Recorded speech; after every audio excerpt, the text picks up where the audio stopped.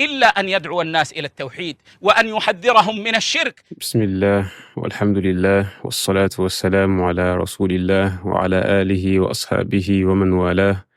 Amma ba'du, ayyuha al-ikhwa, chers frères, nous continuons notre lecture sur le livre Al-Qawa'id al-Arba', les 4 règles de l'imam Muhammad ibn Abdul Wahhab.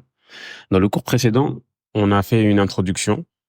Maintenant, Inch'Allah ta'ala, on va rentrer dans le livre et on avait dit que le livre était divisé en plusieurs parties. Parmi ces parties-là, Afwan, on a tout d'abord At-Tamhid, qui est l'ouverture, l'introduction, une petite introduction que l'imam va faire. Et ensuite, on aura le texte même, les 4 règles mêmes.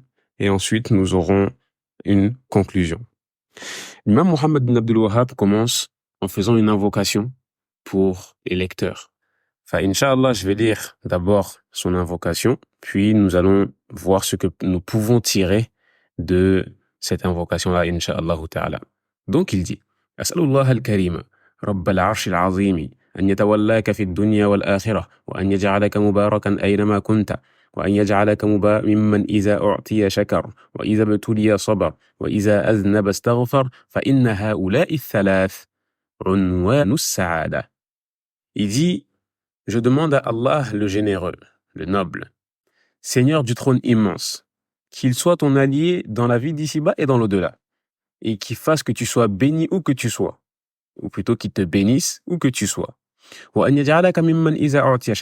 Qu'il te compte parmi ceux qui, lorsque ils reçoivent, ils remercient en retour. Et lorsqu'ils sont éprouvés, ils patientent. Et lorsqu'ils commettent des péchés, alors ils reviennent vers Allah repentant avec l'istighfar. Certes, ces 3 choses-là sont la clé du bonheur. Une dua immense, et plus l'invocation est immense, plus cela montre l'amour que la personne a pour celui pour qui il invoque. Nous allons détailler un peu plus afin de tirer des fawaïd de cette invocation-là. Du coup, l'auteur a dit « Je demande à Allah le généreux ». Et encore une fois, comme on avait cité dans As-Sira, dans l'histoire du prophète, on a dit lorsqu'on dit Allah, ça a une signification. C'est celui à qui appartient la divinité et l'adoration de l'ensemble de ses créatures. Al-Karim, quand il dit le généreux. Al-Karim, le généreux, c'est un nom parmi les noms d'Allah subhanahu wa ta'ala. Et ce qui veut dire celui qui donne beaucoup, celui qui est généreux. Puis il dit Rabb al-Arsh al-Azim, ou Rabb al-Arsh al-Azim. Il nous parle ici du trône, Seigneur du trône immense. Ce trône-là a des caractéristiques. Parmi ces caractéristiques, on a que c'est la première création. La première chose qu'Allah subhanahu wa ta'ala a créée, c'est le trône. Parmi ces caractéristiques, on a que le trône est la création la plus immense. Parmi ces caractéristiques, encore une fois, on a que le trône est la création la plus proche d'Allah subhanahu wa ta'ala. Et ensuite, parmi les caractéristiques du trône, c'est que c'est le toit du paradis. Saqful Jannah. Et lorsqu'il dit immense, ici, il y a 2 façons de comprendre ce sens-là. Soit il parle du trône qui est immense, ou soit il parle du nom d'Allah subhanahu wa ta'ala, le nom d'Allah Al-Azim. Donc là, on voit que l'auteur a invoqué pour les lecteurs. Et ça, c'est une chose que les savants répètent beaucoup. Pour un but bien précis, plutôt pour plusieurs buts. Parmi ces buts-là, c'est le fait qu'il y ait la baraka. Parmi ces buts-là aussi, il y a Nashrul Mahabba. C'est le fait de répandre cet amour-là. Quand tu invoques pour quelqu'un, cela montre que tu l'aimes. Une personne que tu n'aimes pas, tu vas pas invoquer pour lui. Même si tu n'invoques pas contre lui, au minimum, tu vas t'abstenir, tu vas te taire. 3e but ou objectif, on a Nashrul Mawadda bayna al-muallim wal muta'allim. On a aussi cet amour-là qu'on veut mettre entre l'enseignant et les élèves. Parmi les objectifs, on a Fathul Qulub lil ilm. On a le fait aussi, comme on peut, si je peux dire ça comme ça, le fait d'ouvrir les cœurs pour la science.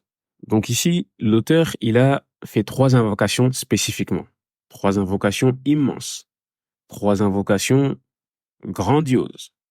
La première, il dit وَأَنْ يَتَوَلَّاكَ فِي الدُّنْيَا وَالْآخِرَةِ, c'est-à-dire qu'Allah soit ton allié dans la vie d'ici-bas et dans l'au-delà. C'est que le Seigneur te prenne pour allié.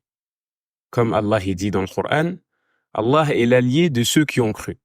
Il les fait sortir des ténèbres vers la lumière. Et il dit aussi, certes, les alliés d'Allah subhanahu wa ta'ala, c'est ceux qui ne craignent rien, qui n'ont peur de rien, ne s'attristent pas. Et ne s'attristent pas. Ils ne craignent pas ce qui est à venir et ils ne s'attristent pas sur ce qui est passé. C'est ceux qui ont cru et qui la taqwa, c'est ceux qui ont cru et ont la crainte. Et qui craignent, c'est ceux qui ont cru et qui craignent.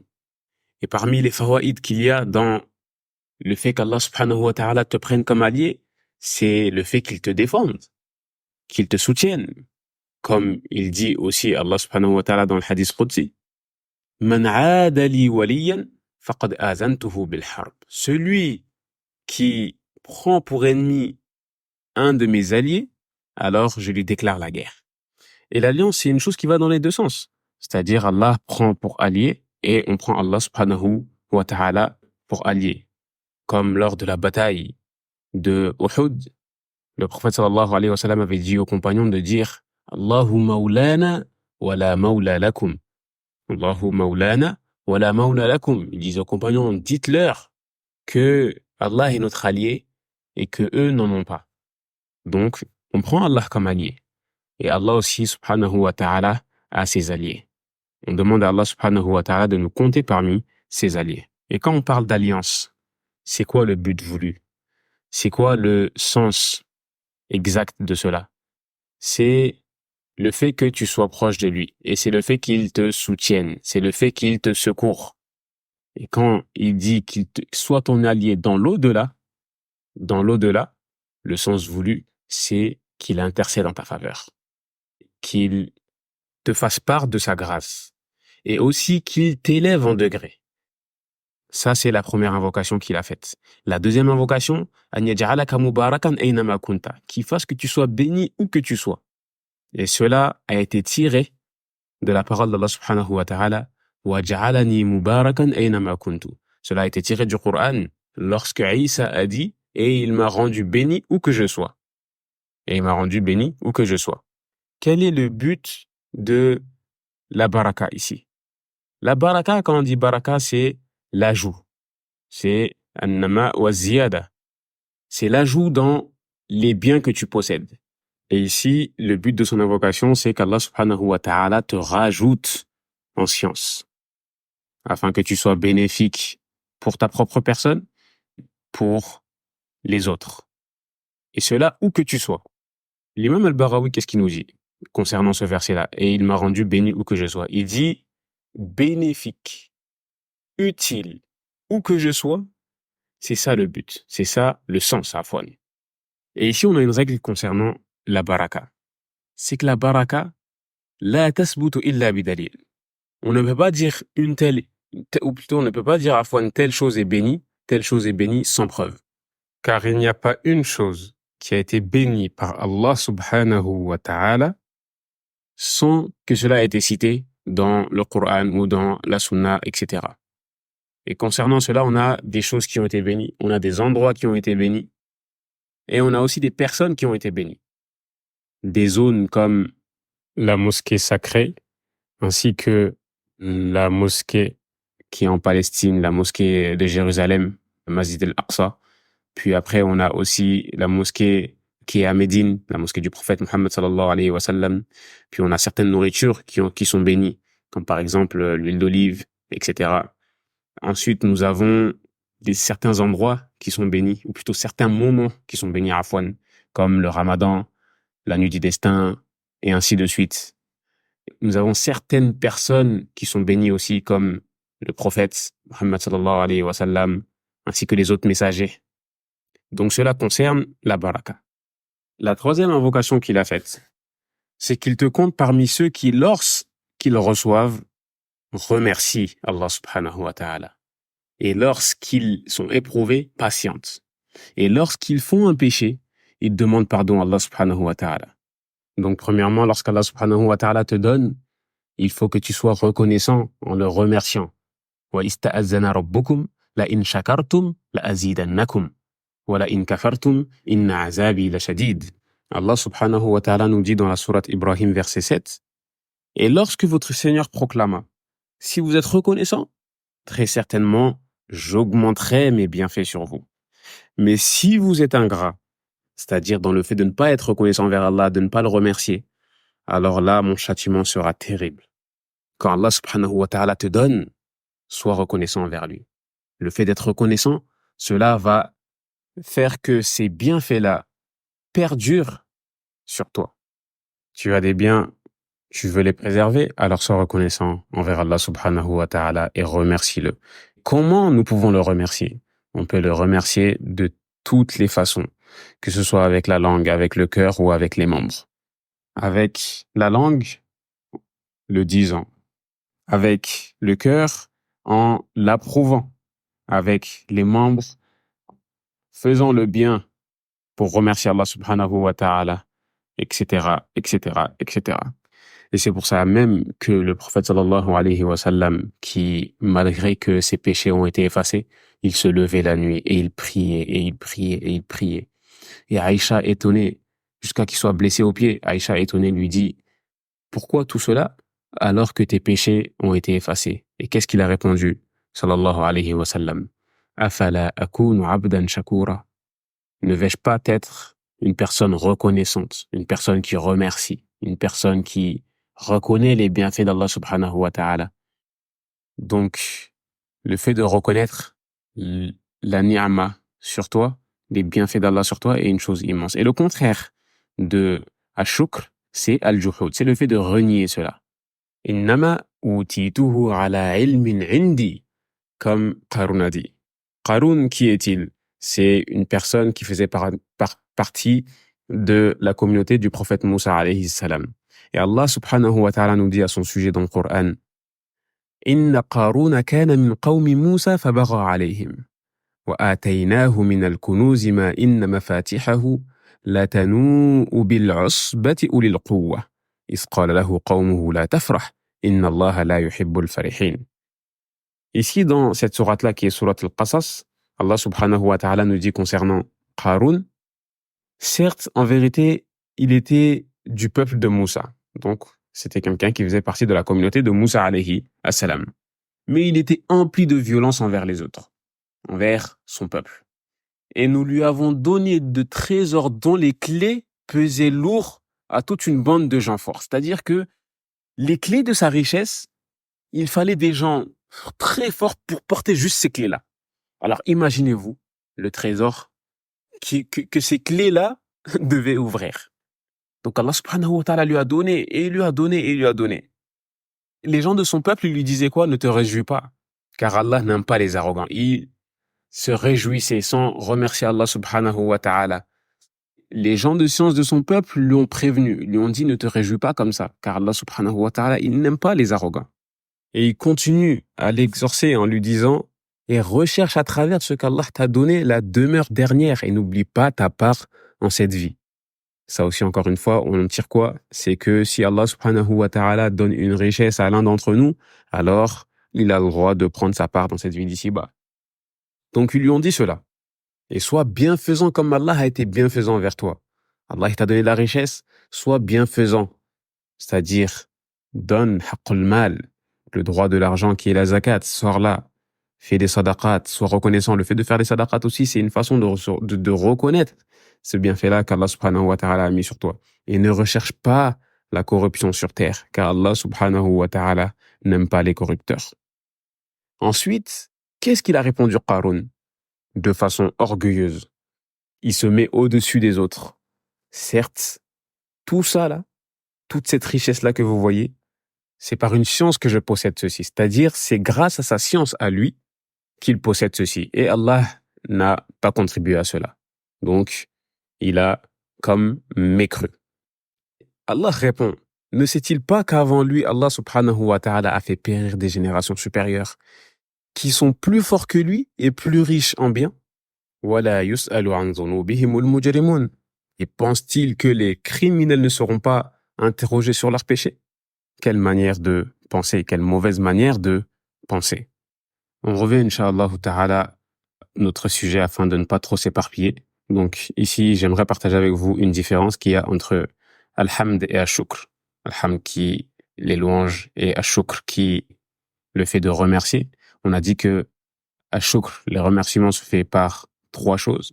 Le cœur, la langue, ainsi que les membres. Mais Al-Hamd, qui est les louanges, se fait par la langue ainsi que le cœur.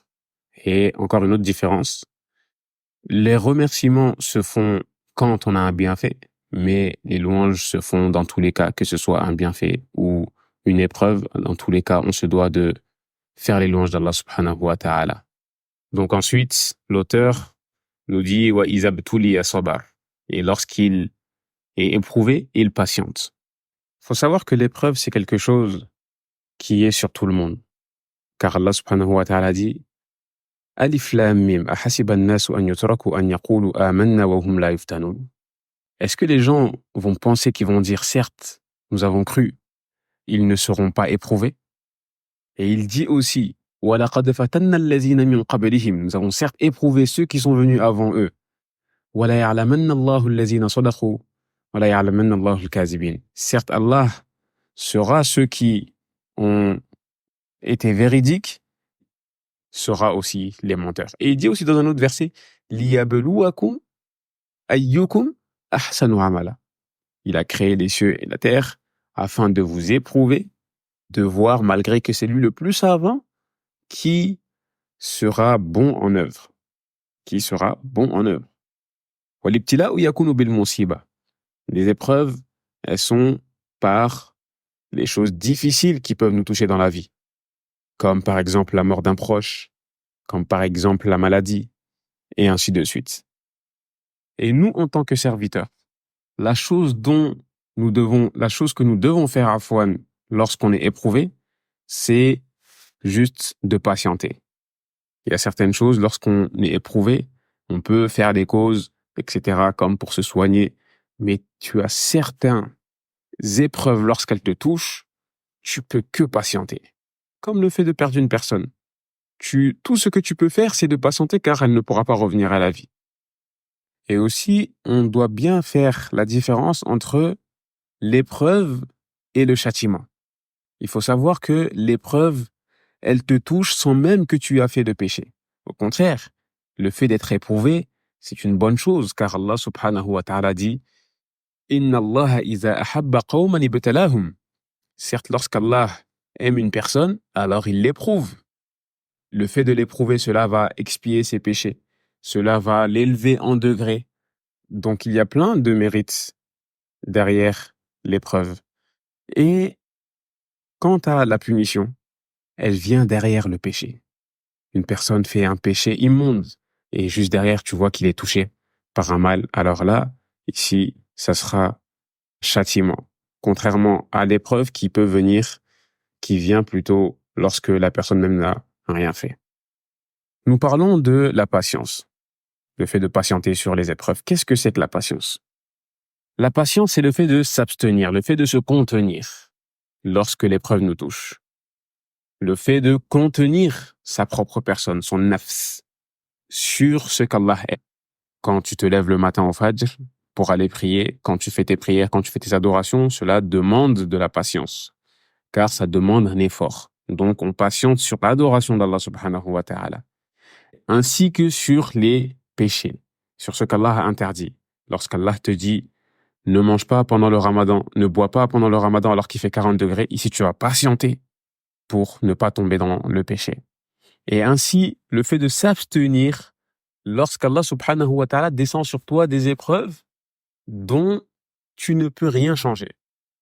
وَحَبْسُهَا عَلَى أَقْدَارِ اللَّهِ الْمُؤْلِمَةِ وَالَّتِي لَا دَخْلَ لِلْعَبْدِ فِيهَا.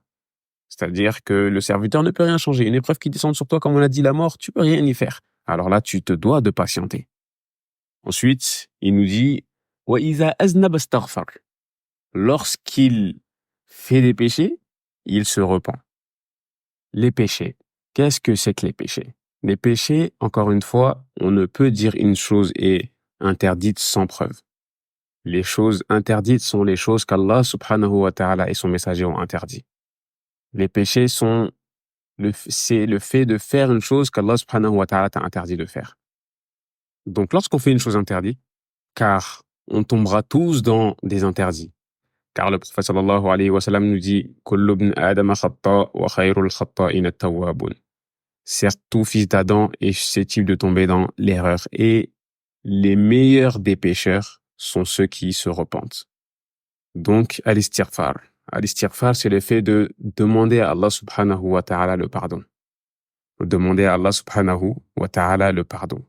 Le fait de couvrir ce péché-là.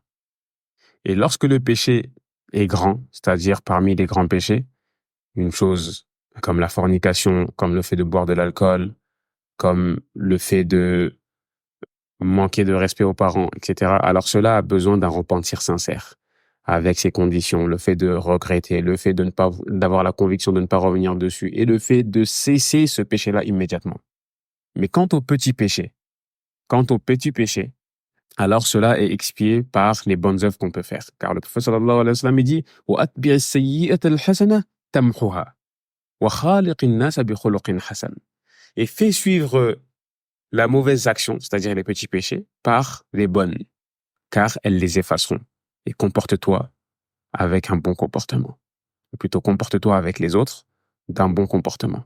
Donc tout cela fait que les petits péchés s'effacent avec les bonnes actions, mais concernant les grands péchés afwan, alors tu te dois de faire at-tawbah, c'est-à-dire le repentir sincère. Et parmi les bonnes actions qu'on peut faire après un petit péché, par exemple, c'est al-istighfar. Al-istighfar qui est une adoration en soi. Astaghfirullah, astaghfirullah. Les petits péchés, tu peux les effacer avec al-istighfar. C'est pour ça qu'il faut beaucoup faire al-istighfar. Et le prophète sallallahu alayhi wa sallam, qui avait ses péchés effacés, faisait l'istighfar plus de 70 fois par jour. Dans d'autres versions, 100 fois par jour. Donc on se doit aussi de multiplier al-istighfar. Et l'istighfar, il y a deux types d'istighfar. On a l'istighfar qui se fait après un péché et on a l'istighfar qui se fait en tant que zikr. Quand on fait l'istighfar derrière un péché, un petit péché par exemple, alors du coup il l'efface. Quand on fait l'istighfar, c'est-à-dire un zikr, le zikr même c'est le fait de se rappeler Allah subhanahu wa ta'ala. Ensuite, l'auteur nous dit, certes ces trois choses-là sont la clé même du bonheur. Sont la clé du bonheur. À partir du moment où tu mets en pratique ces trois choses-là qu'on vient de citer, alors sache que tu vas vivre paisiblement. Cet apaisement-là que même les riches n'ont pas pu trouver. Cet apaisement-là qu'Allah subhanahu wa ta'ala a voulu pour nous. Alors, serviteurs d'Allah, chers frères, chères sœurs, essayons de pratiquer ces choses-là. Et vous verrez que vous serez point malheureux. Lorsque le malheur te touche, lorsque l'épreuve te touche à afwan, tu patientes, tu sais que ça vient d'Allah, tu acceptes. Lorsque tu fais un péché, encore une fois, tu te repens. Tu fais l'istighfar. Et lorsqu'un bienfait te descend dessus, tu remercies Allah subhanahu wa ta'ala afin de préserver ce bienfait-là. Donc, incha'Allah ta'ala, on va s'arrêter ici, car le but, encore une fois, ce n'est pas de faire des cours extrêmement longs, mais c'est plutôt des petits cours afin de profiter un maximum. فسبحانك اللهم وبحمدك أشهد أن لا إله إلا أنت أستغفرك وأتوب إليك والسلام عليكم ورحمة الله وبركاته.